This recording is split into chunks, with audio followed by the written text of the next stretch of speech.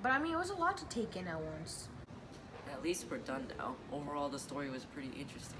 I guess, but like after a point, the story becomes kind of dull, in the sense that like Romeo and Juliet overreact to everything.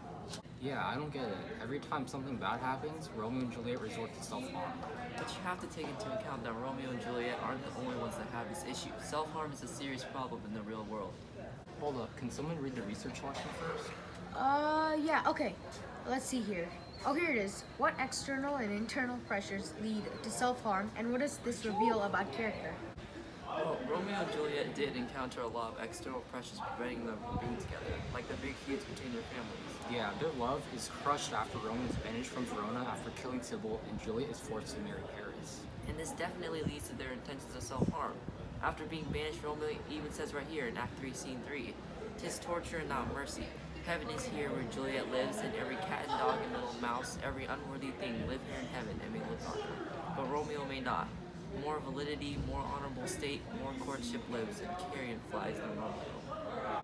Dang, that's rough. I mean, Romeo is saying that even the smallest of creatures can be with Juliet, but he may not. He's basically considering himself to be lower than like a mouse or a fly. And the love between them is so intense that the fact that he can't even be with Juliet makes Romeo think that death would be a greater mercy than banishment. Then we definitely know that banishment is an external pressure between Romeo and Juliet that leaves them so depressed and broken down that self-harming seems like the only way out. But why do people want to resort to hurting themselves? What's the point? Like we said before, with multiple external and internal pressures causing them immense pain, maybe they just can't take the amount of emotional torture they experience. Right, this article from the National Alliance of Mental Illness explains that, quote, the urge to hurt yourself starts with overwhelming anger, frustration, or pain. When a person is not sure how to deal with emotions, self-harm may feel like a release, unquote.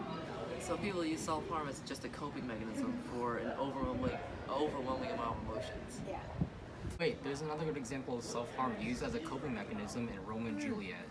In Act 5, Scene 1, Romeo told Balthazar that Juliet had died and he was heartbroken that the love of his life had unexpectedly died. Balthazar also noticed that the looks of Romeo were pale and wild and do import some misadventure. What Balthazar meant by this was that it looked like Romeo was going to hurt himself because he was not with Juliet. But then, how does this play into external and internal pressures? Well, Romeo is pressured both externally and internally. Internally, Romeo and Juliet are so madly in love but can't be together because of external pressures, which are their families and Romeo's banishment. When Juliet is pronounced dead, the fear of being away from Juliet forever causes Romeo to become distraught, anxious, depressed, and so forth. Right, and I guess this leads to Romeo to mentally break down and not think rationally, bringing him to turning towards self-harming and suicide as a way to manage his internal pain. But the root cause of Romeo's internal pressures are the external pressures put by the feuding families in a wide variety of unfortunate events.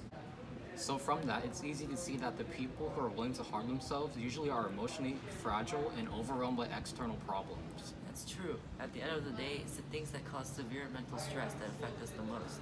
And those who can't withstand the strain eventually have the urge to harm themselves, as we have seen from Romeo and Juliet. Speaking of mental pressures, do you know what finals are coming up this week? No, why'd you remind me? Now I'm depressed.